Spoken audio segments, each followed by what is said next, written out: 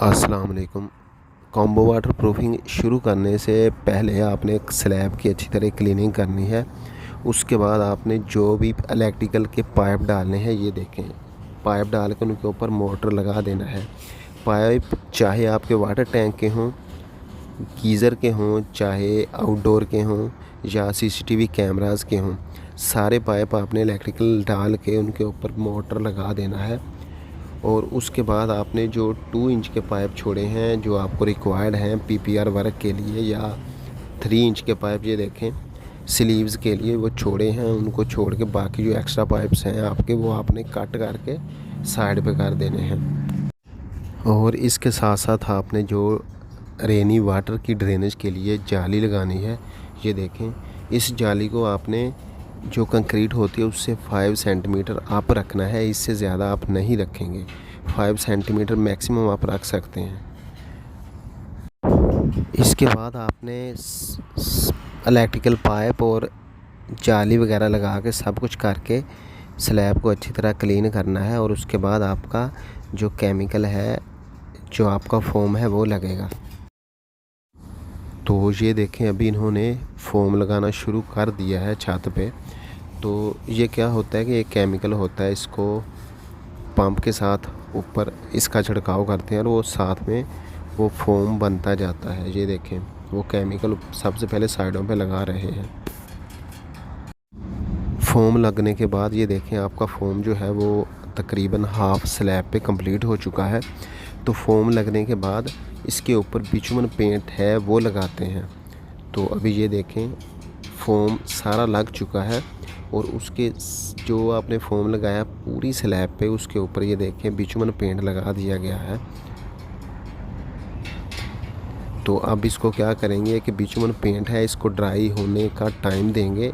तो जब बिचुमन paint complete dry हो जाएगा तो आप 12 आवर्स के बाद इसके ऊपर आप पानी छोड़ सकते हैं जी। तो बिचुमन पेंट जो हमने लगाया था वो कंप्लीट ड्राई हो चुका है, 12 आवर्स इसको हो चुके हैं। और अभी इसको पानी के साथ भर देंगे। ये देखें, जो बिचुमन पेंट के बाद हमने इसको पानी से भर दिया। अभी इसको आप 2-3 दिन तक पानी को ऊपर छोड़ सकते हैं। और आप अपनी अच्छी तरह कन्फर्मेशन कर लें कि किसी जगह से कोई पॉइंट्स लीक नहीं है। तो अगर लीकेज है तो इसको आप दोबारा रिपेयर कर सकते हैं। तो 2-3 दिन बाद आप अच्छी तरह कंफर्म करके तो उसके बाद पानी को रिमूव कर सकते हैं।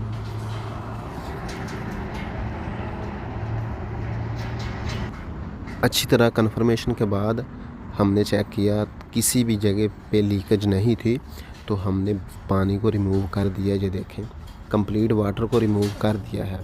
तो अभी क्या करेंगे, सबसे पहले इसके ऊपर कॉटन की शीट होती है वो लेंग करते हैं। ये देखें, कॉटन की शीट ऊपर डाल दी गई है। तो अभी हम क्या करेंगे कि जो कंप्लीट स्लैब है इसको स्मॉल बॉक्स में डिवाइड कर देंगे, बीच में इसके एक्सपेंशन जॉइंट लगा के। ये देखें, एक्सपेंशन जॉइंट लगा दिए गए हैं, स्मॉल बॉक्स में इसको डिवाइड कर दिया गया है। तो अभी 1-2 दिन तक जब ये ड्राई हो जाएगा तो 1-2 दिन तक इसकी कंक्रीट हो जाएगी। आफ्टर 2 डेज़ इसकी अब कंक्रीट हो चुकी है, इसकी अब फिनिशिंग कर रहे हैं। तो कंक्रीट करने के बाद इसके साइडों पे कॉर्नर बनता है।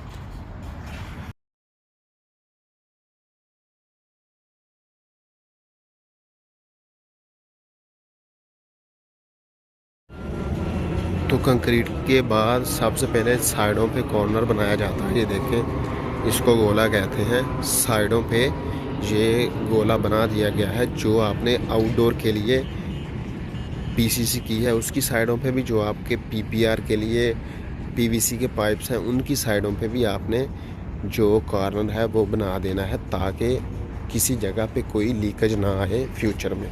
तो जिस जगह पे आपने एक्सपेंशन जॉइंट लगाया था उसको ग्राइंडर से कट कर देना है। ये देखें, अब इसको कट करके इसकी क्लीनिंग करेंगे। तो इसके ऊपर बाद में फिनिशिंग, एक पेंट का फिनिशिंग कोड लगाएंगे। तो यही कंप्लीट प्रोसेस होता है दुबई में कॉम्बो वाटर प्रूफिंग का।